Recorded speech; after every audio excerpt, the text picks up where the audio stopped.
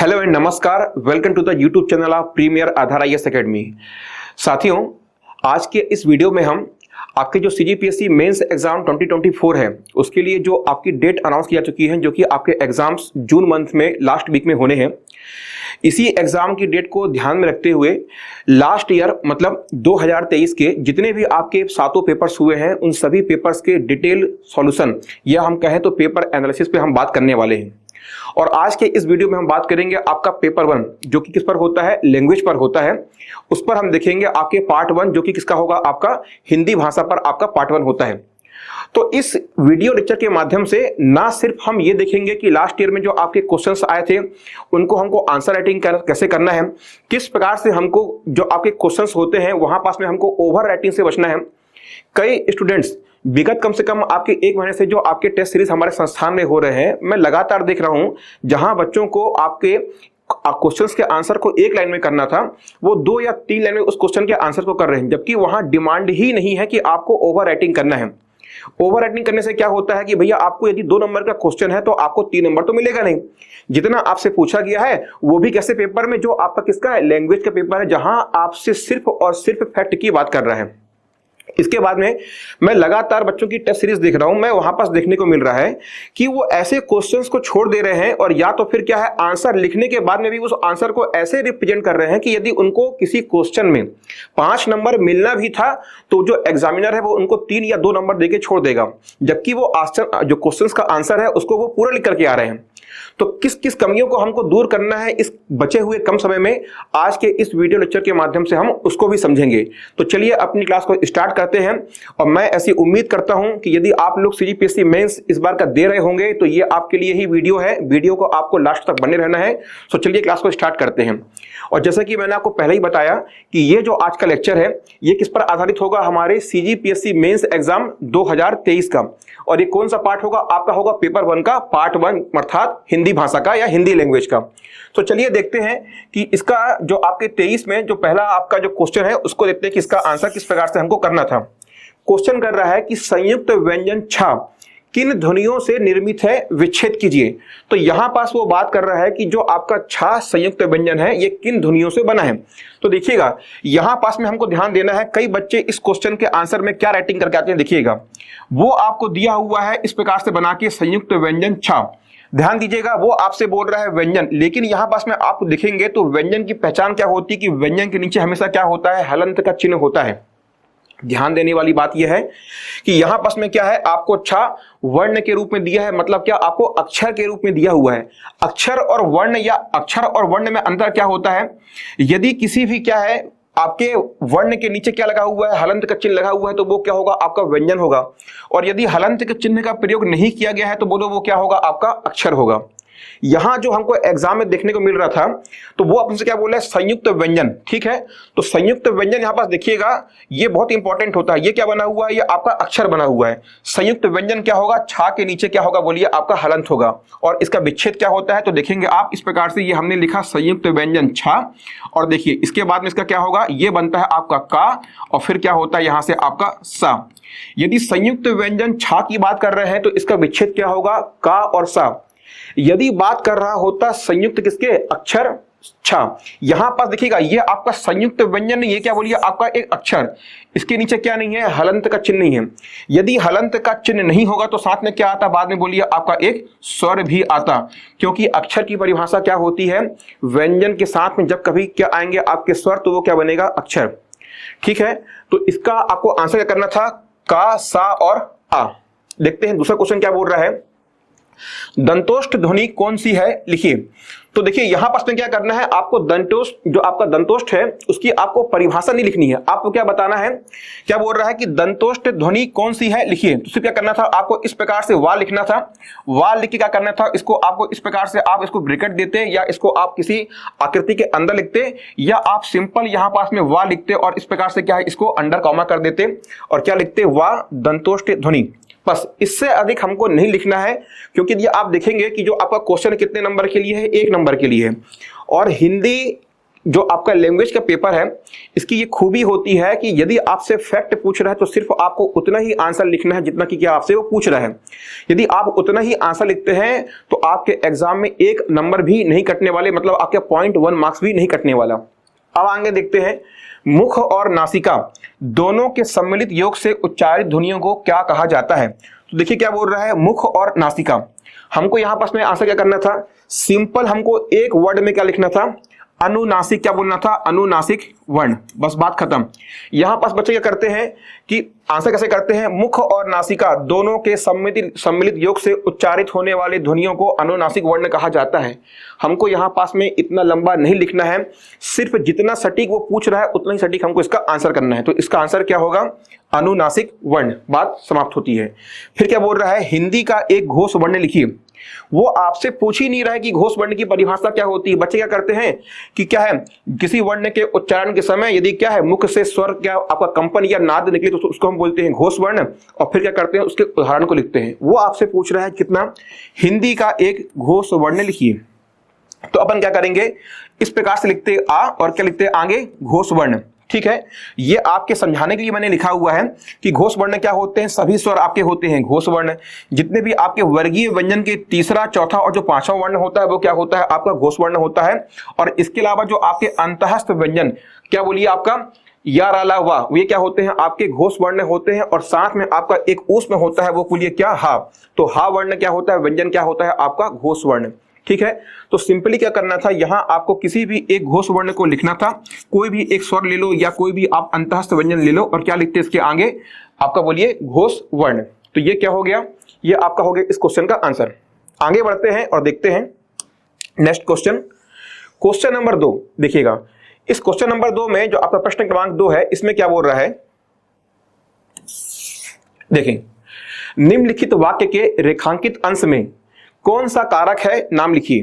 क्या बोल रहा है, हिमालय से गंगा निकलती है, हिमालय से गंगा निकलती है।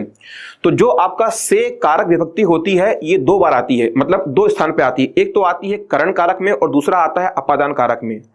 यदि से का प्रयोग किस लिए हो रहा है, किसी के माध्यम के लिए हो रहा है, मतलब आप यदि कर्ता कुछ किसी के माध्यम से कर रहा है और वहां पास यदि क्या कारक विभक्ति से आ रही है तो वहां क्या होगा, आपका करण कारक होगा। और यदि किसी वाक्य में किसी प्रकार के अपादान का, किसी प्रकार के अलगाव होने का, किसी प्रकार के प्रेम का, घृणा का या किसी की वस्तु के उत्पन्न होने का या किसी कार्य को सीखने का भाव आएगा तो वहां क्या होता है, अपादान कारक होता है। तो यहां क्या बोल रहा है, हिमालय से गंगा निकलती है। तो यहां पास में क्या हो रहा है, हिमालय से गंगा के निकलने का मतलब क्या है, अलगाव होने का बोध हो रहा है। तो यहां पास कारक होगा, बोलिए क्या, आपका अपादान कारक। तो इसका आपको आंसर क्या करना था, सिंपल आपको एक वर्ड में लिखना था, बोलिए क्या, अपादान कारक। आंसर समाप्त। अगला क्या बोल रहा है कि मेरे घर में कुछ नहीं है, इस वाक्य में प्रयुक्त कुछ सर्वनाम का कौन सा भेद का प्रकार है। मतलब ये पूछ रहा है कि इस वाक्य में जो आपका कुछ है ये इसमें सर्वनाम का कौन सा रूप है। ठीक है, तो क्या बताएंगे, बोलिए हम अनिश्चयवाचक सर्वनाम, मतलब ऐसे सर्वनाम जिनसे क्या है, किसी वस्तु की निश्चितता का बोध नहीं होता, उसे हम क्या बोलते हैं, अनिश्चयवाचक सर्वनाम बोलते हैं। जैसे कि क्या होता है, कोई या कुछ। तो यहां आपको क्या दिया हुआ है, कुछ, तो कुछ क्या होगा, अनिश्चयवाचक सर्वनाम। आगे देखते हैं, निम्नलिखित वाक्यों में से अनिश्चित परिणामवाचक विशेषण छांट कर लिखिए। तो देखो आपको 2 वाक्य दिया है, राम बाजार से 4 किलो आटा लाता है। तो देखिए यहां क्या बोल रहा है, विशेषण। विशेषण का काम क्या होता है, जो संज्ञा या सर्वनाम की विशेषता बतलाए। तो यहां पास देखिएगा, राम बाजार से 4 किलो आटा लाता है। यदि आपको पता करना हो कि इस वाक्य में विशेषण क्या है तो मैं आपको बता दूं, यहां पास विशेषण क्या होगा, आपका 4। और यह 4 कैसा विशेषण है, यह जो 4 है यह संख्यावाची विशेषण है। तो हमसे क्या पूछ रहा है कि अनिश्चित परिमाणवाचक विशेषण, और यहां तो क्या है, वो निश्चितता का बोध करा रहा है कि कितना किलो आटा लाता है, 4 किलो आटा। मतलब जो हमारा आंसर आएगा वो इस वाक्य से नहीं आएगा। तो उत्तर में हमको क्या लिखना था, हमको लिखना था, देखो, सभागार में बहुत आदमी है। क्या बोल रहे हैं, सभागार में बहुत आदमी है। तो यहां से अपना आंसर क्या निकलेगा, बोलिए सभागार में बहुत आदमी है। कितने आदमी है इसका हमको एग्जैक्टली आइडिया नहीं, क्या बोल दिए, बहुत आदमी है। तो यहां से बोलिए आपका अनिश्चितवाचक परिमाण, मतलब क्या है, अनिश्चित परिमाणवाचक विशेषण क्या होगा, बहुत।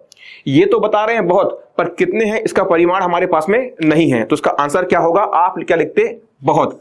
तो इस प्रकार से आप लिखते बहुत और फिर क्या लिखते, अनिश्चित परिमाणवाचक विशेषण। क्लियर। तो हमको जितना पूछ रहा है सिर्फ उतने का ही आंसर करना है, अनावश्यक हमको ओवर राइटिंग नहीं करना है। आगे बढ़ते हैं और देखते हैं, देखिएगा। तो ये क्या हो गया आपका अनिश्चित परिमाणवाचक, और क्या होता है ये आपका बहुत।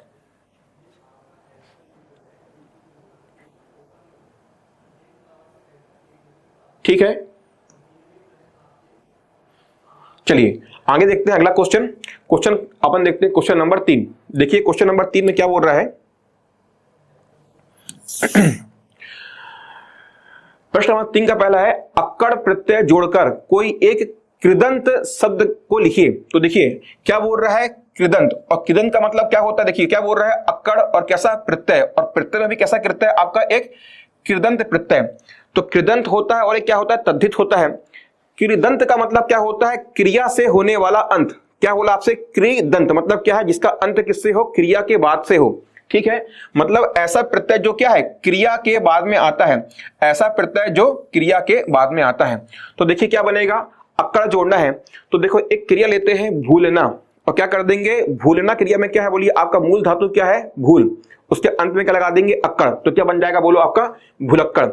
घूमना क्या है आपका एक क्रिया है, उस भूलना क्रिया में मूल धातु क्या है, घूम, और उसके बाद में क्या लगा देंगे, अक्कड़। तो क्या बन जाएगा बोलो आपका घुमक्कड़। ये क्या हो जाएगा आपका घुमक्कड़। ठीक है, तो इस प्रकार से क्या करना है, पहले हम क्रिया ढूंढेंगे, क्रिया का मूल धातु निकालेंगे, और बाद में क्या लगा देंगे जो प्रत्यय की डिमांड कर रहा है। तो क्या हो गया आपका भुलक्कड़, घुमक्कड़, पियक्कड़। पीना से क्या होगा, पी क्या होगा बोलिए, इसका मूल धातु, और क्या बन जाएगा पियक्कड़। तो ये क्या हो गया आपका अक्कड़ से बनने वाले कृदंत शब्द। ठीक है, आगे बढ़ते हैं, देखते हैं।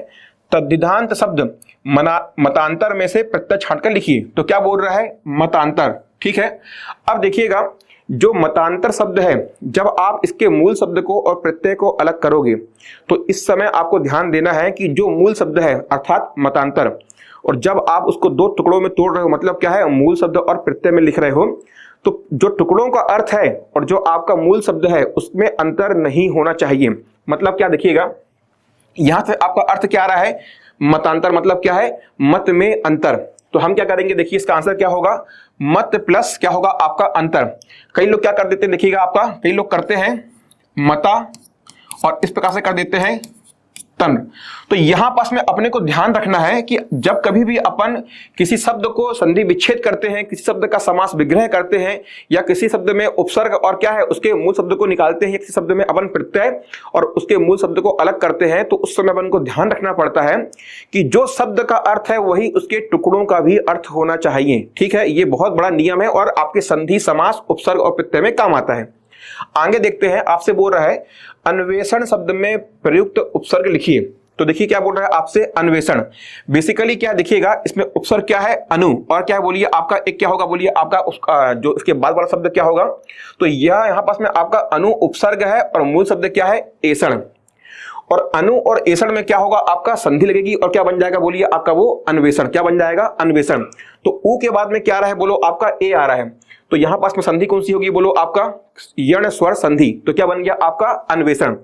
अब देखिएगा क्या हो रहा है आपका अगला क्वेश्चन देखते हैं, अध्यक्ष शब्द में कौन सा उपसर्ग होगा। तो देखिए क्या बोल रहे हैं आपसे अध्यक्ष, तो इसका आपका उपसर्ग क्या होगा, अधि, और इसका मूल शब्द क्या है बोलिए अक्ष। तो क्या बन जाएगा ये आपका।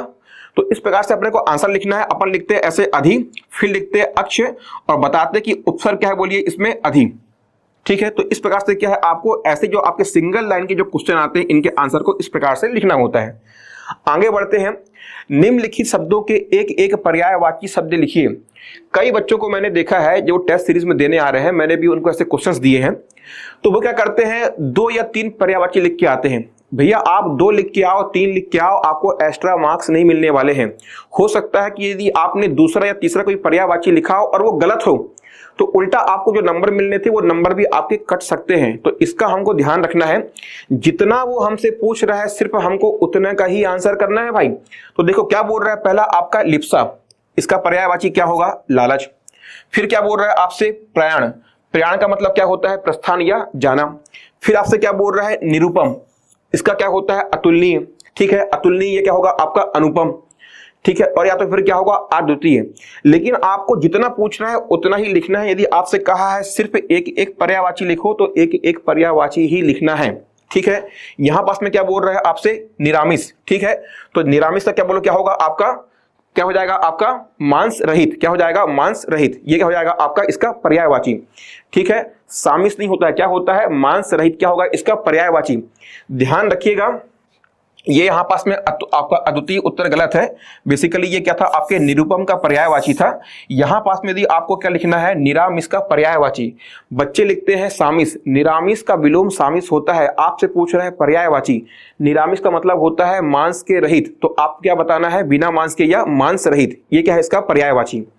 आगे देखते हैं अगला क्वेश्चन क्या बोलते हैं, समझते हैं। इसके बाद में आ रहा है निम्नलिखित शब्दों के एक एक क्या करना है अपने को, विलोम शब्द लिखना है। देखिए क्या बोल रहा है आपसे, अवनति, ठीक है, तो इसका विलोम क्या होगा, उन्नति। फिर क्या बोल रहा है सात्विक, इसका विलोम क्या होगा, बोलिए आपका सात्विक का विलोम क्या होगा, देखिएगा तामसिक, तामसिक क्या होगा आपका सात्विक। फिर क्या बोल रहा है समष्टि, समष्टि का क्या होगा व्यष्टि। समष्टि का मतलब क्या होता है, बोलिए आपका बहुत विस्तृत, मतलब क्या है संसार का समूचा। तो समष्टि का मतलब क्या होता है समूचा, या क्या है पूरा का पूरा। तो इसका विलोम क्या होगा व्यष्टि, मतलब क्या होता है संकुचित, मतलब क्या है कम, ठीक है, या आपका क्या बोलेंगे मर्यादित। फिर क्या बोल रहा है आपसे विकीर्ण, विकीर्ण का मतलब क्या होता है फैला हुआ, फैलाव। तो इसका विलोम क्या होगा आपका संग्रहित, या क्या होगा आपका एकत्र। ठीक है, तो यहां मैंने आपको समझाने के लिए लिखा हुआ है संग्रहित या एकत्र। वहां आपको जितना पूछा है अगेन उतना ही लिख के आना है, आपको अनावश्यक बिल्कुल भी ओवर राइटिंग से बचना है। ठीक है, यहां से नंबर कटते ही हैं, कभी भी एक्स्ट्रा मार्क्स नहीं मिलते। जहां आपको आंसर राइटिंग दिखाना है वहां तो हम दिखाते नहीं है, वहां पास में हम बहुत ही ऑर्डिनरी या नॉर्मल आंसर राइटिंग करके आते हैं। तो जहां हमसे पूछते नहीं है वहां पास में हम ओवर राइटिंग करके आते हैं, और इससे गलती क्या होती है, हमारे एग्जाम में टाइम मैनेजमेंट बिगड़ जाता है। जहां क्वेश्चन में हमको अच्छा आंसर लिखना था वहां टाइम कम पड़ता है, और जहां हमको आंसर अच्छा नहीं लिखना था या टू द पॉइंट लिख के आना था वहां हम अपना समय बर्बाद कर देते हैं। तो इसका भी हमको एग्जाम में ध्यान रखना है। देखिए अब आगे बढ़ते हैं, अगला क्वेश्चन देखते हैं। क्या बोल रहा है कि निम्नलिखित तद्भव शब्दों के तत्सम रूप लिखिए। पहला क्या बोल रहा है ढीठ, तो इसका क्या हो जाएगा आपका घृष्ट। ठीक है, तो यहां पास देखिए तत्सम और तद्भव में क्या करना है, तत्सम और तद्भव में यदि वो आपका ऑब्जेक्टिव एग्जाम होता तो पकड़ना आसान होता है, यहां पास में हमको याद ही होना चाहिए। तो याद रखिएगा, मैं आपको एक ट्रिक बता रहा हूं। आप अपने हिंदी के सिलेबस को 4 भागों में बांटना। सबसे पहला क्या बांटोगे, ग्रामर। ठीक है, तो ग्रामर में जितने भी आपके सिलेबस का भाग है उसको एक तरफ रखना है। दूसरा, फिर आपके जितने भी विलोम शब्द हैं, पर्यायवाची हैं, अनेकार्थी हैं, तद्भव तत्सम है, तद्भव है, तत्सम शब्द हैं, संकर शब्द हैं, आपके विदेशज हैं, इसके अलावा आपका क्या है लोकोक्ति है, मुहावरे हैं, ये जो आपका क्या होता है वन लाइनर फैक्ट होता है, इनको आपको अलग रखना है। फिर तीसरे नंबर पे आता है, ध्यान दीजिए क्या आता है आपका ट्रांसलेशन वगैरह, मतलब हिंदी से इंग्लिश और इंग्लिश से हिंदी। और चौथा आता है आपका पत्र लेखन, और उसके बाद में साथ में क्या आता है आपका हिंदी साहित्य का इतिहास। ठीक है, तो यदि आप इसको टुकड़ों में बांट दोगे और पेपर को देखोगे तो आपको आसान मालूम पड़ेगा, और यदि आप ओवरऑल पूरे सिलेबस को देखोगे तो लगेगा क्या बहुत बड़ा सिलेबस है। ठीक है, तो टुकड़ों में बांट के पढ़ना है।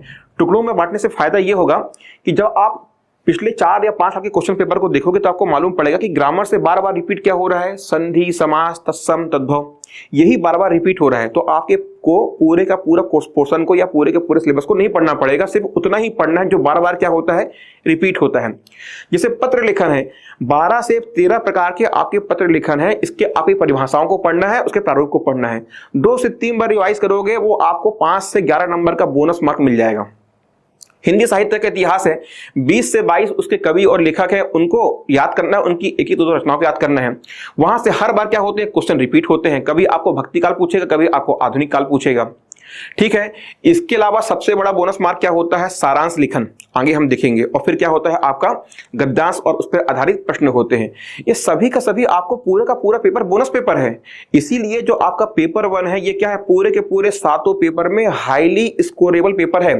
और मैं देख रहा हूं कि जो बच्चे बाकी पेपर में अच्छा स्कोर करते हैं और हिंदी की तैयारी नहीं करते हैं, या कहे तो आपका हिंदी लैंग्वेज या आपका जो पूरा का पूरा लैंग्वेज है, इसको हम सोचते हैं कि हमसे बन जाएगा, हम एग्जाम में देख लेंगे, और वही हमारे नंबर कम होते हैं। और 8-10 नंबर कम हो जाना और मतलब पूरे के पूरी क्या आपकी रैंक बिगड़ जाना। आगे बढ़ते हैं, देखते हैं। तो क्या बोल रहा है अगला, दूल्हा। तो दूल्हा का आपका बोलिए क्या होगा, वर। फिर क्या बोल रहा है चांदनी, इसका क्या बन जाएगा आपका चंद्रिका। तो ध्यान दीजिएगा, यहां पास ऊपर क्या देख रहे हैं, बोलिए आपका अर्ध चंद्र बिंदु। ठीक है, और यहां पास जिस भी शब्द में क्या होते हैं अर्ध चंद्र बिंदु, वो क्या होते हैं हमेशा आपके तद्भव होते हैं। और तत्सम शब्दों में क्या होता है बोलिए आपका अनुस्वार होता है, मतलब क्या है सिर्फ बिंदु रूप होता है। फिर यहां क्या बोल रहे हैं आज, आज का क्या होगा बोलिए अध। ठीक है, आगे देखते हैं निम्नलिखित तत्सम शब्दों के तद्भव रूप लिखिए। अगेन देखिए क्या बोल रहे हैं क्वाथ, क्या बन जाएगा बोलिए आपका ये जो लिखा हुआ है क्वाथ का हो जाएगा आपका काढ़ा, क्या बन जाएगा काढ़ा। फिर क्या बोल रहा है महापात्र का क्या बन जाएगा बोलिए आपका महावत। निर्वहन मतलब क्या है निभाना। और देखिएगा यहां पास में क्या लिखा हुआ है श्रृंगार। पहली चीज तो मैं बता दूं, यहां पास में टाइपिंग मिस्टेक हुआ है और कैसे हुआ है ये आपके एग्जाम में शब्द शुद्धि में आता है। जब कभी भी आप श्रृंगार लिखोगे तो श्रृंगार में यहां पर जो नीचे रा आता है ये नहीं आता है, तो कैसे लिखा आता है ये इस प्रकार से श्री लिखाएगा और ये क्या है नीचे री की मात्रा और क्या आएगा आपका श्रृंगार। तो पहले तो आपको बता रहा हूं कि टाइपिंग मिस्टेक हो गई है, अच्छा हुआ तो आपको बता देता हूं श्रृंगार कैसे लिखाता है। श्रृंगार में कभी आपका ये नीचे रा का रूप नहीं आता, क्या आता है सिर्फ इस प्रकार से ये आपका सा होगा और नीचे क्या रहेगा री की मात्रा। तो श्रृंगार का आपका तद्भव क्या हो जाएगा सिंगार, क्या हो जाएगा सिंगार। आगे बढ़ते हैं और देखते हैं अगला क्वेश्चन। निम्नलिखित सामासिक पदों का विग्रह कीजिए। मतलब क्या है समास सामासिक आपको पद दिए गए हैं, इनका आपको समास विग्रह करना है। तो क्या बोल रहा है यथा सामर्थ, यथा सामर्थ्य मतलब क्या है ये आपका अव्ययी भाव समास है और इसका समास विग्रह क्या होगा सामर्थ्य के अनुसार। यथा शक्ति शक्ति के अनुसार, यथा समय समय के अनुसार, आसान होता है। अगला देखते हैं और देखिएगा यहां पास में क्या बोल रहा है कि निम्नलिखित समासिक पदों का विग्रह कीजिए। शायद तक क्वेश्चन में यहां पास में आपका एक अगला पॉइंट जोड़ना भूल गया है, समास विग्रह भी करना है और समास का नाम भी लिखना है। ठीक है, तो यहां पास में क्या बोल रहा है देखिए यथा सामर्थ्य, तो यथा सामर्थ्य क्या होगा बोलिए आपका समास विग्रह यथा समास का समास विग्रह होता है सामर्थ्य के अनुसार और आपका समास कौन सा होगा अव्ययी भाव समास होगा। फिर देखिए क्या बोल रहा है नरश्रेष्ठ, इसका समास विग्रह दो तरीके से होगा। पहला क्या होगा नरों में श्रेष्ठ, मतलब क्या है नर की विशेषता बता रहे हैं तो समास कौन सा होगा बोलिए आपका कर्मधारय समास। जहां पास में विशेषता का भाव आए, विशेष या विशेषण का भाव आए, उपमान या उपमेय का भाव आए, वहां समास कौन सा होता है आपका कर्मधारय समास होता है। तो अपन जब क्या करेंगे इसका समास विग्रह करेंगे तो उसी के आधार पर बोलो क्या होगा इसका समास की पहचान होगी। यदि हम क्या कर रहे हैं नर श्रेष्ठ का समास विग्रह कर रहे हैं नरों में श्रेष्ठ, तो क्या कर रहे हैं विशेष और विशेषण का भाव आ रहा है तो यहां पर समास क्या होगा कर्मधारय समास, कर्मधारय समास। देखिएगा और हम क्या बोलते श्रेष्ठ है जो नर, यदि हम क्या बोलते श्रेष्ठ है जो नर, तो यहां पास में जो समास विग्रह हो रहा है वो किस आधार पे हो रहा है बहुब्रीहि समास के आधार पर हो रहा है।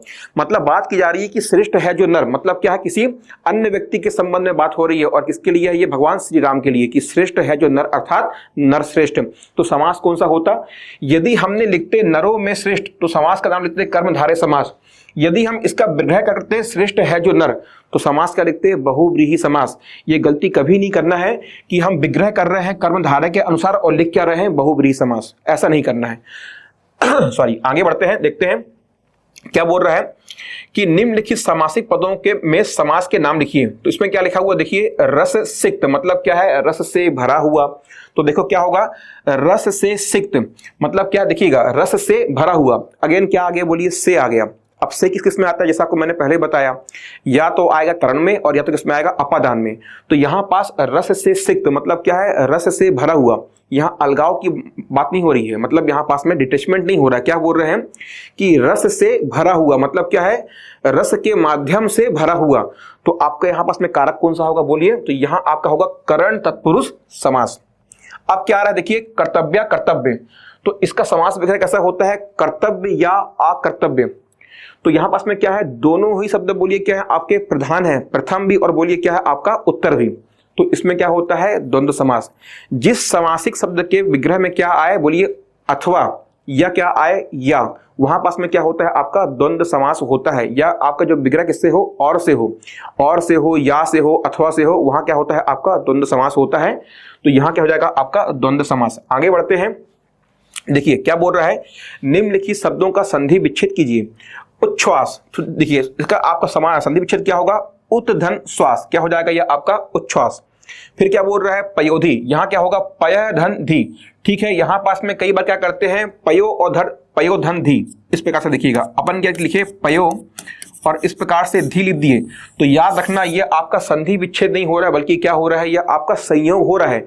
दो शब्दों को आप जोड़ रहे हो और विकार और परिवर्तन नहीं हो रहा है, वहां संयोग होता है, ना कि संधि। तो संधि विच्छेद क्या होगा, पयः धन धी। आगे बढ़ते हैं और अगला क्वेश्चन देखते हैं।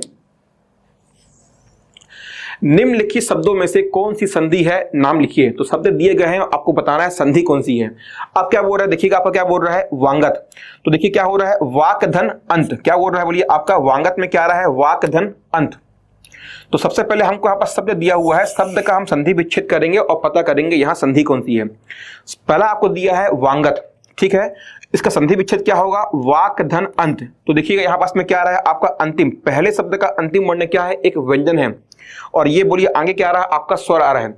तो किसका व्यंजन हो रहा है, किस किस का योग हो रहा है, व्यंजन और स्वर का योग हो रहा है, तो संधि कौन सी होगी, व्यंजन संधि होगी, क्योंकि स्वर संधि में क्या होता है, स्वर और स्वर का ही मेल होता है। तो बोलिए यहां से आसान हो गया, और क्या हो गया, बोलिए इसका आंसर क्या होगा, व्यंजन संधि। आगे देखते हैं क्या लिखा हुआ है, शिरोधार्य। तो इसका आपका संधि विच्छेद क्या होगा, सिर है धनधार्य, और आपका संधि कौन सी होगी, बोलिए यहां से होगी आपकी विसर्ग संधि। ठीक है, आगे देखते हैं अगला क्वेश्चन क्या बोल रहा है। हिंदी में प्रयुक्त निम्नलिखित उपसर्गों में से एक एक शब्द की रचना कीजिए। आपको उपसर्ग दिया है और उससे क्या करना है, आपको शब्दों का निर्माण करना है। पहला क्या बोल रहा है, औ से क्या बन जाएगा, अवगुण, ठीक है, और क्या बन जाएगा बताइए, आपका औ से अवगुण बन जाएगा, अवतार बन जाएगा। ये किससे बन रहा है, आपका औ से बन रहा है। आगे क्या लिखा हुआ है, हर से क्या बन जाएगा, हर दिन, हर पल, हर क्षण, ठीक है। अब क्या बोल रहा है, का, तो क्या से क्या बन जाएगा, आपका कपूत, ठीक है। फिर क्या बन रहा है, आपका बोल रहा है भर से क्या बनेगा, भर पेट, भर दिन, भरसक, ठीक है। आसान होते हैं। तो आपको ये उपसर्ग देखिए, आप यदि पिछले 4 से 5 साल के पेपर को उठा के देखेंगे तो आपको मालूम पड़ेगा कि ये जो पैटर्न है ये लगभग हर साल इसी पैटर्न पे आता है। सिर्फ यहाँ पास में जो आपको उपसर्ग दिया है, तो कभी औ दिया है, तो कभी अनु आएगा, तो कभी ए आएगा, तो कभी आ आएगा, ठीक है। तो उपसर्ग बदलते हैं, लेकिन प्रश्नों में परिवर्तन जनरली नहीं होता है। अगला क्वेश्चन देखते हैं। निम्नलिखित समुच्चारित शब्दों के अर्थ में भेद करिए। मतलब क्या है, दो आपके शब्द हैं जो क्या है, उच्चारण में एक समान है परंतु इनके अर्थ अलग होते हैं। तो देखिए क्या बोल रहा है, एक लिखा हुआ है का में छोटी यू की मात्रा कुल, और एक क्या बोल रहा है, कुल, ठीक है।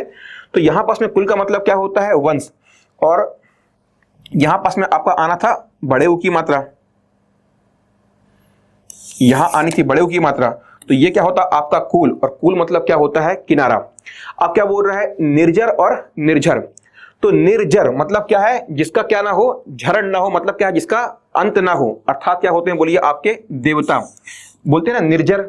अब क्या बोल रहा है आपसे, निर्झर, तो हमारे जो झरने वो कैसे बहते हैं, निर्झर, निर्झर मतलब क्या है, झरना, ठीक है। अगला क्वेश्चन देखते हैं क्या बोल रहा है कि निम्नलिखित वाक्यांशों के लिए एक एक सार्थक शब्द लिखिए। मतलब क्या है, अनेक शब्दों के लिए एक शब्द। तो आपसे क्या बोल रहा है, जिंदा रहने की इच्छा, तो बोलो क्या होगा, जिजीविषा। अगला क्या बोल रहा है, मरने की इच्छा, तो क्या बोलेंगे, मुमूर्षा। और याद रखना, पहले वाले माँ में छोटे ऊ की मात्रा और बड़े वाले में क्या आएगा, बड़े ऊ की मात्रा। आगे बढ़ते हैं, अगला क्वेश्चन देखिएगा। इसी में क्या बोल रहा है, जो सभ्य बाएं हाथ से भी काम कर लेता है, तो क्या बोलेंगे उसको, सभ्यसाची। मतलब क्या है, जो व्यक्ति दोनों हाथ से काम कर सकता है वो क्या कहलाता है, आपका सभ्यसाची। तो क्या हो जाएगा इसका आंसर, सभ्यसाची। यहां पास में ये सरनेम क्या होगा, आपका सभ्यसाची होगा, आधा वाह आता है। आगे देखते हैं, अनेक भाषाओं को जानने वाला, तो क्या हो जाएगा आपका बहुभाषाविद, ठीक है। अगला क्वेश्चन देखते हैं क्या बोल रहा है यहां से। तो देखिएगा यहाँ पास में ना हमको जितना पूछ रहा है सिर्फ उतना लिखना है, ऐसे नहीं करना है कि यहाँ पास में क्या लिखते हैं, उत्तर, और फिर क्या लिखते हैं, अनेक भाषाओं को जानने वाला, और आगे क्या लिखते हैं, बहुभाषाविद। अनावश्यक को हमको क्वेश्चन को यहाँ पास में रिपीट नहीं करना है, सिर्फ क्या करना है, जो आपको आंसर के लिए लाइन दी गई है उतना ही आंसर लिखना है जितना कि आपसे प्रश्न पूछा है। बात को समझ पा रहे हैं मैं क्या बोलना चाह रहा हूं, कि यहां हमको ऐसा नहीं करना था कि उत्तर में क्या लिखते, अनेक भाषाओं को जानने वाला, डैश लगाते और क्या लिखते, बहुभाषाविद। ये अपने को अपना टाइम खराब नहीं करना है, डायरेक्टली क्या लिखना है, बहुभाषाविद, क्योंकि आपको ऊपर प्रश्न दिया हुआ है, उत्तर के नीचे आपको लाइन दी हुई है, उत्तर को लिखना है और आगे बढ़ना है। आगे देखते हैं, निम्नलिखित शब्दों का शुद्ध रूप लिखिए। क्या बोल रहा है आपसे, यावत जीवन। सभी को पता है क्या होता है, यावत जीवन होता है, ना कि यावत जीवन होता है। फिर क्या बोल रहा है, कनिष्ठ, तो कनिष्ठ नहीं बल्कि क्या होता है, कनिष्ठा होता है, ठीक है। अब क्या बोल रहा है, कुमुदिनी, तो देखिए दोनों में क्या हो रहा है, छोटे ऊ की मात्रा आ रहा है। जनरली आप ऐसे शब्द देखेंगे, और जो उत्तर भाई ने टाइप किया उसने भी क्या कर दिया है, सेम कर दिया है। चलो अच्छा किया, कम से कम मैं आपको बता तो पाऊंगा। देखिए यहां क्या होगा, ये जो क्या होगा आपका का में छोटू की मात्रा आएगी और इसमें क्या आएगा कुमु। अब देखिएगा जनरली यहां से क्या होता है, ये आपका क्या दिया हुआ है वर्ड बहुत ही इंपॉर्टेंट है, इस प्रकार से लिखा हुआ है कुमु। देखिए आपको शब्द दिया हुआ है कुमुदनी।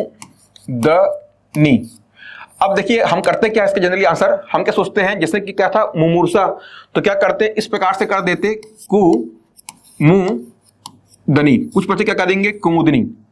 लेकिन यहां पास में गलती किसकी हो रही है, दा यहां पास में दा में छोटी की मात्रा आना था, यहां पास में का में छोटू की मात्रा और मां में छोटू की मात्रा दोनों ही सही हैं। जनरली आप कभी वर्ड देखेंगे जहां पास में क्या होता है कि एक ही शब्द में पहले वर्ण में छोटू की मात्रा आती है, तो फिर क्या प्रायः ऐसा होता है कि बाद वाले वर्ण में बड़ू की मात्रा आती है, पर यहां पास में गलती किसकी हो रही है, दा में छोटी ई की मात्रा लगनी थी। तो इसका आंसर बोलो क्या होता आपका, इसका आंसर होता आपका कुमुदिनी, मतलब क्या है दा में छोटी ई की मात्रा। आगे बढ़ते देखो क्या बोल रहा है आपसे, स्वातंत्रोत्तर होता क्या है बोलिए, स्वतंत्र होता है कि आपका क्या होता है स्वतंत्र, तो यहां पास में क्या आएगा आपका स्वतंत्रोत्तर। ठीक है, अगला देखते हैं क्या बोल रहा है कि निम्नलिखित वाक्यों के शुद्ध रूप लिखिए। बहुत से भारत के वैज्ञानिक विदेश गए हैं, तो देखिए क्या बोल रहे हैं बहुत से, तो ये क्या हो गया, देखिए आपका यहां पास में क्या संज्ञा पहले आ रहा है, संज्ञा पहले नहीं आ रहा है, ये क्या है आपका प्रविशेषण पहले आ रहा है, इसकी शुरुआत वाक्य से कभी नहीं होती है। तो क्या बोलेंगे, इसका शुद्ध रूप क्या होगा, भारत के बहुत से वैज्ञानिक विदेश गए हैं। अगला क्या बोल रहा है, भोजन बहुत सुंदर बना है, भोजन दिखने में सुंदर नहीं, भोजन खाने में क्या होता है स्वादिष्ट होता है, तो बोलो क्या होगा इसका, भोजन बहुत स्वादिष्ट बना है। अगला क्वेश्चन देखते हैं, आगे बढ़ते हैं, क्या बोल रहा है देखिएगा, निम्नलिखित मुहावरों कहावतों के अर्थ को लिखिए। क्या बोल रहा है, ख्याली पुलाव पकाना, मन गढ़ंत बातें करना बहुत ही आसान है। फिर क्या बोल रहा है कि बिल्ली के गले में घंटी बांधना, तो कभी ऐसा संभव हो सका है क्या कि बिल्ली के गले में आप घंटी बांध दो, आप घंटी बांधना छोड़ो, उसको आप टच भी नहीं करोगे, टच करोगे तो तुरंत पंजा मारती है, तो बोलो ये काम कैसा हो गया, असंभव कार्य हो गया। तो क्या लिखेंगे, असंभव कार्य करने का प्रयास करना, बिल्ली के गले में घंटी बांधने की कोशिश करना। अगला क्या बोल रहा है, कहीं की ईंट कहीं का रोड़ा, भानुमती ने कुनवा जोड़ा, मतलब बेमिल चीजों को जोड़ देना। तो क्या होगा आपका बेतुके बातें करना या बेमिल चीजों को जोड़ना। जहां देखे तवा परात वहां गुजारे सारी रात, जैसी क्या दिखा कि बढ़िया बढ़िया पार्टी चल रही है, तो क्या बोलेंगे आज तो मैं घर नहीं जाता यहीं रुक जाता हूं, मतलब क्या है मौका देखे और चौका मार दिए, तो मतलब क्या होगा बोलिए इसका आपका लाभ देखकर कार्य करना। ठीक है, अगला आगे बढ़ते हैं, देखिए क्या बोल रहे हैं आपसे, निम्नलिखित पत्र पत्रिकाओं के संपादक एवं प्रकाशन का स्थान लिखिए। आपसे क्या बोल रहा है, प्रजा हितैषी, तो ये किसने लिखी, तो ये लिखी है आपके भगवान दीन सिरोधिया। किसने लिखी है, भगवान दीन सिरोधिया ने। यहाँ पास में छोटी ई की मात्रा आएगी, सिरोधिया नहीं क्या होता है सिरोधिया होता है। फिर क्या ये आपका कहाँ लिखी गई थी, आपके राजनांदगांव में लिखी गई थी। अगला आगे बढ़ते क्या बोल रहा है, कर्मवीर। जैसे कि आपको मैंने पहले बताया कि मेंस की तैयारी कोई 1-2 महीनों में नहीं होती है, 1-2 महीने में जो आपका प्रीलिम्स होता है, इसके बाद जो आपको मेंस का टाइम मिलता है, इस बीच में सिर्फ आप रिवाइज करते हो, जो आपने पढ़ा है उसको क्या करते हो, रिकलेक्ट करते हो, आंसर राइटिंग की प्रैक्टिस करते हो। 4 महीनों में नया नहीं पढ़ा जाता। फिर भी हमारे पास में इतना समय तो होता है कि जो कुछ हम नहीं पढ़ पाए हैं, जो टेस्ट सीरीज दे रहे हैं, उसके माध्यम से पता कर सके हमको क्या नहीं आ रहा है और उसको हम दोबारा नए तरीके से पढ़ सकते हैं। इतना समय तो होता ही है। तो अभी भी इतना समय बचा हुआ है कि यदि आप गिनती के 30 से 40 क्या है बोलिए आपके कवि और लेखक हैं, इन्हीं को आपको पढ़ना है और इन्हीं की आपको रचनाओं को पढ़ना है। इसके बाहर से आज तक पूछे नहीं है। यदि आप पिछले 5 साल का पेपर उठा के देखेंगे तो आपको मालूम पड़ जाएगा। ठीक है, तो क्या बोल रहा है कर्मवीर, तो क्या होगा माखन लाल चतुर्वेदी और स्थान क्या था जबलपुर। फिर क्या बोल रहा है मदन मोहन मालवीय, स्थान क्या है बोलिए आपका पुस्तक का नाम है, सॉरी गर्मी का मौसम आ गया है और ठंडा गरम से होता ही होता है, सॉरी। देखिए क्या है आपका बुक का नाम है अभ्युदय। कितने लिखी है, तो इस पुस्तक को लिखा है मदन मोहन मालवीय ने और स्थान क्या है प्रयाग। कौन सा, प्रयागराज वाला प्रयाग। आगे बढ़ते हैं और पुस्तक क्या है हिंदी नवजीवन, बहुत ही कॉमन बुक है, सब जानते हैं। तो किसने लिखी है बोलिए आपके गांधी जी ने लिखी है और स्थान क्या था अहमदाबाद। आगे बढ़ते हैं और देखते हैं निम्नलिखित प्रश्नों के उत्तर दीजिए। क्या बोल रहा है नारायण लाल परमार के किसी एक काव्य संग्रह का नाम लिखिए। तो हम क्या बोलेंगे आवा। ये क्या है बोलिए इसका नारायण लाल के, आप क्या है बेसिकली यहाँ पास में आंसर उल्टा हो गया। नारायण लाल परमार की किसी एक काव्य संग्रह का आप करिए, उल्लेख करिए। तो ये आपके जो आंसर देख रहे हो आवा, ये आपके नीचे वाले प्रश्न का उत्तर है। तो यहाँ पास में क्या लिखेंगे आप, जैसा कि क्या है, इनकी एक रचना का नाम लिखते हैं सूरज नहीं मरे। क्या है, सूरज नहीं मरे। ठीक है, तो क्या बताएंगे, सूरज नहीं मरे। ये क्या है आपके नारायण लाल परमार की सूरज नहीं मरे, ये क्या है इनकी एक रचना। अगला क्वेश्चन देखते हैं क्या बोल रहा है आपसे। प्रश्न बोल रहा है डॉक्टर बलदाऊ राम साहू के किसी एक बाल गीत संग्रह का नाम लिखिए। तो इसका आंसर क्या होगा, आवा। ये किसका आंसर है, आपके दूसरे प्रश्न का आंसर है, बाई मिस्टेक से हो गया। अगला देखते हैं क्या बोल रहा है यहां से आपको, गीतों का शिलालेख किस कवि की रचना है। तो क्या बताएंगे, जो गीतों का शिलालेख किसकी रचना है, आपके हरि ठाकुर की रचना है। किसकी रचना है, हरि ठाकुर की। ठीक है, अब क्या बोल रहा है कि हवाओं में विद्रोह किस नाटककार की रचना। तो क्या बताएंगे, विभु कुमार। ये किसका है, विभु कुमार खरे। जनरली हम क्या बोलते हैं, विभु कुमार। आगे बढ़ते हैं, क्या बोल रहा है प्रश्न देखिएगा, प्रश्न क्रमांक 13 का ये क्या बोल रहा है, देखिए अब इंपॉर्टेंट है, क्योंकि अभी तक आपके प्रश्न कितने नंबर के थे, या तो 1 नंबर के या तो 2 नंबर के। अब जो आपका प्रश्न कितने नंबर का है, 4 नंबर का है। तो लगभग हमको जो इस प्रश्न का उत्तर लिखना है वो 60 से 70 शब्दों के नीचे ही लिखना है। ठीक है, तो क्या बोल रहा है, भक्ति काल के नामकरण पर लगभग 100 शब्दों में सार्थक टिप्पणी कीजिए। हम क्या करते हैं, प्रश्न को पढ़ते हैं भक्ति काल और आंसर लिखना चालू कर देते हैं। ये ध्यान नहीं दे रहे हैं कि जो आपसे प्रश्न किया जा रहा है वो उसमें पूछ क्या रहा है। वो आपसे विभाजन की बात कर रहा है कि वो आपसे नामकरण की बात कर रहा है। ध्यान से पढ़ेंगे, प्रश्न क्या बोल रहा है, भक्ति काल के नामकरण की बात कर रहा है। अब नामकरण में क्या ही लिखेंगे, तो स्टार्टिंग में हमको कुछ ऐसा लिखना होगा कि हम ये बताना चाह रहे हैं कि जो आप पूछ रहे हो कि भक्ति काल का नाम, भक्ति काल कैसे पड़ा। तो 2-4 लाइन कुछ हम ऐसे लिखेंगे ताकि जो कॉपी चेक करने वाला है उसको ये मालूम पड़े कि हाँ, जो आप एग्जैक्टली पूछ रहे हो हम उसी को लिख रहे हैं। अब 4 लाइन के बाद तो हमको भी नहीं मालूम है कि भाई कौन कौन से क्या क्या कारण थे कि क्या है आपका भक्ति काल का नाम पढ़ा। हमने क्या पढ़ा हुआ है कि भक्ति काल का विभाजन कौन कौन से होता है और कौन कौन से कवि उनकी रचना को पढ़ा हुआ है। तो शुरुआत में आपको 4 लाइन को ऐसा मेंशन करना है कि जो आप प्रश्न पूछ रहे हो हम उसी का आंसर लिख रहे हैं, और फिर धीरे से क्या करना है, आपको जो आपने पढ़ा हुआ है उसको ही क्या कर देना है, कॉपी में नोट कर देना है। तो देखिए अपन कैसे लिखते हैं, इसका दिए आंसर करते तो देखिए क्या होता। हम लिखते हैं कि आचार्य रामचंद्र शुक्ल ने हिंदी साहित्य के इतिहास का 4 कालखंडों में क्या किया है, विभाजन किया है, जिसके अनुसार पूर्व मध्य काल को ही क्या क्या बोलते हैं, आपका भक्ति काल बोलते हैं। और भक्ति काल को हम क्या है, बोलिए, आपके भक्ति काल को हम हिंदी साहित्य के स्वर्ण काल के रूप में जानते हैं। आगे बढ़ते हैं और देखते हैं क्या लगता है इसके आंसर में। फिर हम क्या बोलते हैं कि निर्गुण भक्ति, आपका देखिएगा भक्ति काल नामकरण का आधार। हमने हेडिंग क्या दिया, भक्ति काल नामकरण का आधार। अब इस हेडिंग के अंतर्गत में देखिएगा पहला पॉइंट क्या आता है, निर्गुण भक्ति धारा के अंतर्गत ज्ञान मार्गी एवं प्रेम मार्गी कवियों में से कबीरदास। देखो हम उसको ये बताना चाह रहे हैं, समझिएगा। सबसे बड़ी बात ये होती है कि आपको आंसर जो आपने लिखा है कि आपको पूरे से पूरे नंबर क्यों मिले। जो कॉपी चेक करने वाला बैठा है उसके पास में रैंडम आंसर नहीं है, उसके पास में मॉडल आंसर है, और जो उसके पास में मॉडल आंसर है वो उसी मॉडल आंसर को देख के आपको आंसर क्या देगा, आपको मार्क्स देगा। अब यदि आप उसके अकॉर्डिंग लिखते हैं, उसके आसपास लिखते हैं, तो उतने आपको नंबर मिलेंगे। पूरा का पूरा हूबहू जो उसके पास में मॉडल आंसर है, यदि आप वहां तक पहुंच जाते हैं तो पूरे नंबर मिलेंगे। और आपने कुछ ऐसा लिखा जो उसके मॉडल आंसर में नहीं है तो वो आपके नंबर काटेगा। यदि ये प्रश्न है भक्ति काल का, तो मान के चलना कि इसके मॉडल आंसर में कहीं ना कहीं भक्तिकालीन कवियों और उनकी रचनाओं का उल्लेख तो होगा ही होगा। तो कोशिश करना है कि आपको अपने आंसर में उनका उल्लेख करो और उसको क्या है वो दिखाई दे अच्छे से। तो हमने क्या देखा, निर्गुण भक्ति धारा हमने लिखा, फिर हमने क्या बोला, ज्ञान मार्गी बोला, हमने क्या बोला, प्रेम मार्गी बोला।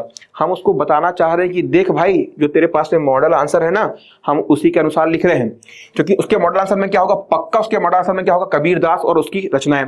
तो हमने क्या लिखा, निर्गुण भक्ति धारा के अंतर्गत ज्ञान मार्गी और प्रेम मार्गी कवियों में से कबीरदास, बीजक, रैदास बानी, दादू दयाल, मलिक मोहम्मद जायसी, पद्मावत, मंझन मधुमालती आदि ने अपनी रचनाओं में मनुष्य को ब्रह्मा स्वरूप मानकर जाति व्यवस्था और संप्रदाय से ऊपर उठकर राम और रहीम की एकता क्या है, स्थापित कर भाईचारा के साथ रहने का संदेश दिया।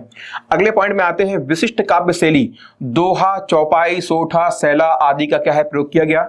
अगला पॉइंट आते हैं, भक्त को प्रेमी और ईश्वर को प्रेसी के रूप में स्वीकार किया, अर्थात क्या है, भक्ति की भावना का यहां पास में क्या है बोलिए आपका निरूपण किया गया। फिर क्या होगा, सगुण भक्ति धारा, यहां पास में क्या है आपका सगुण क्या है, सगुण होगा। सगुण भक्ति धारा के अंतर्गत भगवान के साकार रूप की उपासना पर जोर दिया गया।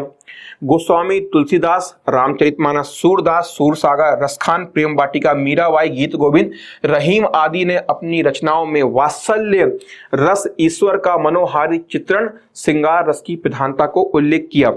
मतलब ये है कि हमको जो पूछ रहा है कि भक्ति काल का नामकरण, भक्ति काल कैसे पड़ा, मतलब क्या है उसका नाम कैसे पड़ा। अब कितना ही हम इसमें आंसर लिखेंगे, हमको तो उतना मालूम नहीं, हमने तो पढ़ा है विभाजन। तो स्टार्टिंग की 4 लाइन में ऐसा शो करो कि हम जो आप आंसर लिख रहे हो, जो वो पूछ रहे हैं, और फिर जो आपको पता हुआ है उसको ही क्या है बड़ी चतुराई से आप ऐसा प्रेजेंट करो कि जो उसके पास में मॉडल आंसर है वो क्या है वहां तक पहुंच सके। आगे बढ़ते हैं, अगला क्वेश्चन देखते हैं। अगला बोल रहा है, हिंदी भाषा के विकास का संक्षिप्त क्या दीजिए, परिचय दीजिए। अगेन ये आपके 4 नंबर का प्रश्न है। तो देखिए हम क्या बोलेंगे, जो हिंदी, अब देखिए इसमें हमको टू द पॉइंट भी लिखना है, क्योंकि इसमें हमको आंसर राइटिंग नहीं करना है। वो हमसे क्या पूछ रहा है कि हिंदी भाषा के साहित्य का आप मेरे को विकास बताओ, तो सिर्फ उतना ही बताना है। तो हम क्या बताते हैं, देखिए आपका क्या होता है, 3 खंडों में होता है। पहला क्या होता है, प्राचीन भारतीय आर्य भाषा कालखंड, फिर दूसरा क्या होता है, मध्यकालीन आर्य भाषा परिवार, और तीसरा क्या होता है, आधुनिक आर्य भाषा भारतीय परिवार। बेसिकली देखिएगा यहां मैं खुद से करेक्शन करता हूं लिखना क्या चाह रहे हैं, देखिएगा पहला कालखंड क्या है, प्राचीन भारतीय आर्य भाषा परिवार। तो हमने हिंदी साहित्य के इतिहास को, विकास को 3 भागों में बांट दिया। एक क्या है प्राचीन, मध्यकालीन और बोलिए क्या है आपका आधुनिक। ठीक है, प्राचीन में क्या बोल रहे हैं, वैदिक संस्कृत, इसका अपन लिख देंगे क्या बोलिए आपका कालखंड 1500 ईसा पूर्व से 1000 ईसा पूर्व। फिर क्या बोलेंगे, लौकिक संस्कृत। फिर आते हैं मध्यकालीन में क्या हो जाएगा आपका पाली, प्राकृत और अपभ्रंश। चाहे तो इसके अपभ्रंश के नीचे आप अवहट्ट काल को भी उल्लेख कर सकते हो। फिर किसमें आते हैं, आधुनिक आर्य भाषा परिवार में आते हैं। तो इसमें पहला क्या होता है, सौर सेनी। फिर कहाँ पहुंचेंगे, पश्चिमी हिंदी। फिर कहाँ आएंगे, खड़ी बोली। और फिर क्या बोलिए आपका मानक हिंदी भाषा। तो जो खड़ी बोली है यही क्या बोलिए आपके मानक हिंदी भाषा का क्या है बाद में रूप लेती है। ठीक है, तो ये क्या हो गया आपके हिंदी भाषा का विकास का संक्षिप्त वर्णन हो गया। आगे बढ़ते हैं, अगला क्वेश्चन देखते हैं क्या बोल रहा है। देखिए साहस की जिंदगी मतलब क्या, देखिएगा आपको प्रश्न बोल रहा है, ये प्रश्न है, आपको एक गद्यांश दिया हुआ है और इसके आधार पर आपको प्रश्न देखने को मिलेंगे। तो यहां पास में ये गद्यांश है। मैंने तो ये देखा कि कई बच्चे टेस्ट सीरीज देने आए थे, उनने कठिन कठिन प्रश्नों के उत्तर दिए और गद्यांश के वाले जो अब एक गद्यांश दिया था आप पठित गद्यांश, और इसके उत्तर नहीं किए। जबकि सोचिए कि हिंदी के पेपर में ये बोनस मार्क होता है। अरे करना ही क्या है, आपको पढ़ना है और सिंपल प्रश्न होते हैं इसके। यदि आप इनको भी छोड़ के आओगे बेटा तो कैसे आपको नंबर मिलेगा। खैर देखिएगा क्या बोल रहा है, आपको एक गद्यांश दिखा हुआ है और क्या बोल रहा है आपको इसका सारांश लिखना है। और कभी भी जो सारांश लिखा जाता है, हालांकि यहां आपको मेंशन कर दिया है कि दिए गए गद्यांश का आपको 1/3 में क्या उसका सारांश लिखना है। यदि नहीं भी लिखे रहेगा तो जितने भी आपके शब्दों का ये गद्यांश होगा, आप जब उसका सारांश लेखन करेंगे तो कितने में होगा, उसका 1/3 में होगा, चाहे वो आपको मेंशन करके दे या ना दे। यदि आपको गद्यांश दिया हुआ है तो जितने भी शब्दों में है, यदि वो आपका 90 शब्दों में है तो आपका सारांश लेखन कितने में होगा, 30 शब्दों में होगा। दूसरी और महत्वपूर्ण कंडीशन आपके सारांश लेखन में क्या, कि जो आपके गद्यांश का, पूरे गद्यांश का आपका अर्थ निकल करके आ रहा है, सारांश लेखन का भी वही अर्थ निकल के आना चाहिए। आपने 90 शब्दों को 30 शब्द में कन्वर्ट किया लेकिन अर्थ में परिवर्तन हो गया तो आपको नंबर कम मिलेंगे। ठीक है, तो देखिए क्या बोल रहा है, आपको एक गद्यांश लिखा हुआ है और पहला प्रश्न क्या है, उपर्युक्त गद्यांश का उचित शीर्षक लिखिए। तो आप इसको पढ़ेंगे, मेरे अनुसार जो इसका उचित शीर्षक होना था वो क्या होता, निर्भय और साहस भरा जीवन। इसके बाद में बात आती है बोली किसके, आपके सारांश लेखन की। तो क्या करना है कि हमको यहाँ पास में कोशिश करना है कि जो आपके बड़े वाक्य हैं उसको समास के माध्यम से, किसी प्रकार की लोकोक्ति मुहावरे के माध्यम से, या हिंदी साहित्य के जो अच्छे आपके उत्कृष्ट शब्द होते हैं उसको हम जोड़ दें। जो अनावश्यक के शब्द हैं उनको हमको काट देना है और फिर क्या है, अर्थ को बनाए रखते हुए इसका सारांश लेखन करना है। तो मैंने आपको पहले बताया कि 90 शब्द हैं तो उसका 1/3 मतलब क्या है, आपको सारांश लेखन 1/3 में करना है। और ऐसे अच्छे शब्दों को प्रयोग करना है जो क्या है, बड़े वाक्यों के लिए एक शब्द होते हैं, उनका अपन को प्रयोग करना है और सारांश लेखन को करना है। आगे बढ़ते हैं और देखते हैं अगला क्वेश्चन। ये आ गया आपका प्रस्तुत आप पठित गद्यांश, मतलब भैया ये तो पूरे का पूरा बोनस है। सिंपल सा आपको पूरे वाक्य को पढ़ना है और आपको 5 क्वेश्चन मिलेंगे, उनके आंसर करना है। इस पे अपन बात नहीं करने वाले हैं, ये बच्चों का खेल होता है, बहुत ही आसान होता है। हाँ, इसमें कुछ इंपॉर्टेंट है, मैं आपको वो बताता हूँ। देखिएगा, पहला क्वेश्चन क्या बोल रहा है, क्या मनुष्य आगे बढ़ने के लिए इच्छा और लोभादि के कारण प्रेरित होता है? तो बच्चे क्या करते हैं, देखिएगा ना, इसका उत्तर कहां से पढ़ेंगे, इस गद्यांश से पढ़ेंगे। और क्या करते हैं, जो इसका उत्तर देते हैं वो 2 या 3 लाइन में देते हैं। भैया आपको लाइन एक ही मिलती है, ध्यान देना, तो आपको एक ही लाइन में आपका आंसर देना है। और कई बार यदि आपको लग रहा है कि जो आपका आंसर है, यदि आपको कई बार ऐसा लग रहा है कि जो आपका आंसर है वो एक ही शब्द में आना है, ठीक है, जैसे क्या बोल रहा है, क्या मनुष्य आगे बढ़ने के लिए इच्छा और लोभादि के कारण प्रेरित होता है, तो आप क्या लिखोगे, सपोज भाव क्या आ रहा है, नहीं, तो क्या लिखोगे, नहीं क्या होगा, लोभ से। मतलब क्या है कि आपको अपने आंसर को सिर्फ एक ही वर्ड में लिखना है। यदि आंसर एक वर्ड में आ रहा है तो एक वर्ड में लिखना है, आपको अनावश्यक ओवर राइटिंग से बचना है। आगे बढ़ते हैं, देखते हैं अगला क्वेश्चन क्या बोल रहा है, अनुस्मारक को स्पष्ट करते हुए उसका प्रारूप लिखिए। तो देखिए, मैं आपको पहले ही बताया कि आपके हिंदी के पेपर में कुल 11 से 12 प्रकार के क्या है, पत्रों का लेखन है। अनुस्मारक है, परिपत्र है, प्रपत्र है, शासकीय अर्धशासकीय पत्र है, अधिसूचना है, ज्ञापन है, विज्ञापन है। इतना ही तो पढ़ना है। आप इनको 3-4 बार इनके फॉर्मेट को देखोगे, 2-3 बार लिख के देखोगे तो आपके दिमाग में बैठ जाएगा। ये आपका जो हिंदी साहित्य का इतिहास होता है, गद्यांश का सारांश लेखन होता है, गद्यांश पर आधारित आपके आप पठित जो आपके गद्यांश होते हैं, इस पर जो प्रश्न मिलते हैं और जो पत्र लेखन होता है, भैया ये पूरा का पूरा बोनस मार्क होता है। यदि आप व्याकरण नहीं भी पढ़ पा रहे हैं, आपके पास टाइम कम भी है, तो भी इसको पढ़ के आप आंसर कर सकते हैं। ओके, आगे बढ़ते हैं। देखिएगा क्या बोल रहा है, अनुस्मारक क्या होता है। तो अनुस्मारक का मतलब क्या होता है, किसी व्यक्ति को रिमाइंडर दिलाना। तो क्या होता है, पूर्व में किसी व्यक्ति या अधिकारी को भेजे गए पत्र या अर्धशासकीय पत्र का जवाब न आने पर अथवा अधिक कार्रवाई नहीं होने पर एक स्मरण के रूप में क्या है, पत्र भेजा जाता है, जिसको हम क्या बोलते हैं, अनुस्मारक कहते हैं। अनुस्मारक में पूर्व पत्र का क्या है, बोलिए, पत्र का समय देना अनिवार्य होता है। उसकी विषय वस्तु का फिर से उल्लेख करना आवश्यक नहीं होता है, क्योंकि हम क्या है, उसके संबंध में पहले ही पत्र को भेज चुके हैं। तो हम क्या बताएंगे कि महोदय पहले आपको ये पत्र भेजा गया था, पत्र क्रमांक लिखेंगे और फिर कहेंगे, बोले उसको रिमाइंडर कराएंगे। इसका प्रारूप क्या होता है, इंपॉर्टेंट क्या है, देखिएगा आपका जो उसका हेडिंग रहेगा, आपका छत्तीसगढ़ सरकार कार्यालय निदेशक, जो भी आपको लिखना है वो उसका रहेगा। इंपॉर्टेंट बोलिए क्या, आपका पत्र क्रमांक क्या होगा, आपका पत्र क्रमांक, ये बहुत इंपॉर्टेंट है। और यहाँ पास में जो आपका डेट है उसको अपन को ध्यान में रखना है कि आपके अर्धशासकीय, शासकीय, ज्ञापन वगैरह में डेट कहाँ आती है, पत्र के ऊपर में आती है, पत्र के दाएं में आती है, पत्र के बाएं में आती है, ठीक है। तो ये आसान होता है, ये बहुत इंपॉर्टेंट नहीं है। जो इंपॉर्टेंट अपन उस पर बात करेंगे। फिर क्या आ रहा है, देखिए प्रपत्र। अगेन मैं आपको बता रहा हूं, बस आपको 12 से 13 प्रकार के पत्रों को पढ़ना है। प्रपत्र क्या होता है और परिपत्र क्या होता है, इसमें अंतर पता होना चाहिए। तो क्या बोल रहा है, प्रपत्र से क्या आशा है, प्रपत्र का एक नमूना दीजिए। तो प्रपत्र क्या होता है, देखिएगा, एक विशेष प्रकार का छपा हुआ, पहले से क्या होता है, आपका एक लेटर होता है, मतलब जिसको हम क्या बोलते हैं, प्रोफार्मा। जैसे आप लोग कहीं गए होंगे जाति बनवाने के लिए, निवास प्रमाण पत्र बनवाने के लिए, तो जाति और निवास प्रमाण पत्र का जो आपका क्या होता है, पहले से एक बना हुआ क्या होता है, प्रोफार्मा होता है, उसी को हम क्या बोलते हैं, प्रपत्र, ठीक है।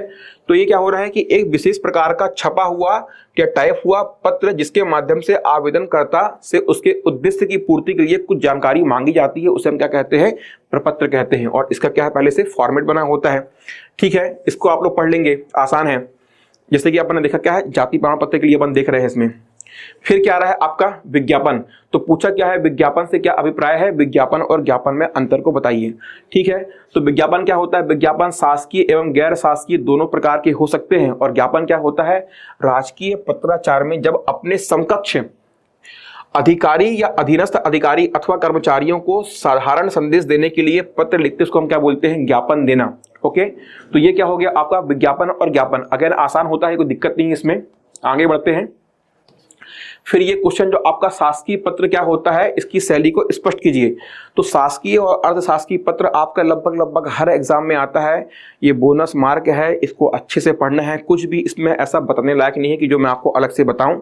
आप कोई भी मार्केट से बुक उठाएंगे, हर बुक में आपको ये मेंस की बुक में मिल जाएगा, ठीक है। और यदि आपको ऐसी कोई दिक्कत होती है तो कमेंट सेक्शन में बताना है, हम आपके लिए अलग से उसको भी क्या है वीडियो बना देंगे। चलिए आगे देखते हैं, कोई दिक्कत नहीं इस क्वेश्चन में भी।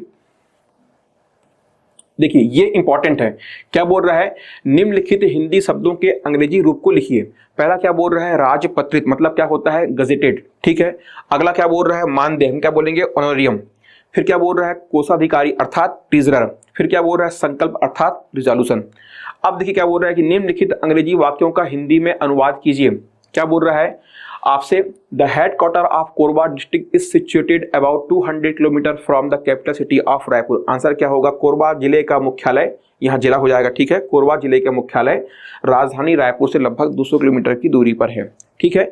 तो ये सब क्या रहता है, देखिएगा, बताने का मतलब ये था कि जो आपका पेपर 1 का जो आपका सिलेबस है उसको 4 भागों में बांटो, और सबसे आसान होता है पत्र लिखन, गद्यांश और उसका सारांश लिखन, गद्यांश पर आधारित प्रश्न, ठीक है, और आपका ये ट्रांसलेशन। ऐसे प्रश्नों को आपको एग्जाम में नहीं छोड़ना है और अनावश्यक पढ़ने की जरूरत भी नहीं है। पत्र लेखन को आप 1 से 2 दिन का टाइम दोगे, वो आपका तैयार हो जाएगा। हिंदी साहित्य का इतिहास सिर्फ 1 से 2 दिन मांगता है। एक एक करके उसके कवियों को और उसकी रचनाओं को याद कर लो। सबसे इंपॉर्टेंट होता है संज्ञा, सर्वनाम, आपका क्या है, उपसर्ग, प्रत्यय, तत्सम, तद्भव, विलोम हो गया, पर्यायवाची हो गया, इस पे टाइम लगता है। तो इसके लिए आप सिर्फ इतना कर सकते हो कि एक दिन में जितना भी आपका उसमें टाइम बचा हुआ हो, जो आपके महत्वपूर्ण पर्यायवाची या विलोम होते हैं, डेली बेसिस पे 15-20 को करते जाओ, और इसके अलावा कुछ आपका पॉसिबल है ही नहीं। अगेन मैं कह रहा हूँ कि बहुत स्कोरिंग पेपर है, इसमें हमको स्कोर एनी हाउ करना ही करना है, क्योंकि आप सभी को पता है पेपर 5, 6, 7 में बहुत एवरेज मार्किंग होती है, और ये आपका पेपर 1, पेपर 2 और पेपर 4 ये हाईली स्कोरिंग पेपर होता है। तो इसकी तैयारी हमको मजबूत रखनी है। सो आप वीडियो के लास्ट तक बने रहे। आप सभी का बहुत बहुत धन्यवाद। वीडियो आप सभी को कैसा लगा अपने कमेंट सेक्शन में जरूर बताइएगा। यदि आपको वीडियो अच्छा लगा हो तो वीडियो को लाइक करिएगा, चैनल को सब्सक्राइब करिएगा, अपने दोस्तों के बीच में शेयर करिएगा। और भी कोई दिक्कत होती हो तो आप हमसे कांटेक्ट कर सकते हैं नीचे दिए गए आपके नंबर पर। धन्यवाद, मिलते हैं अगले क्लास में। डियर व्यूअर्स, अपने एग्जाम की तैयारी को और बेहतर करने के लिए हमारे चैनल को लाइक, शेयर और सब्सक्राइब करना न भूलें।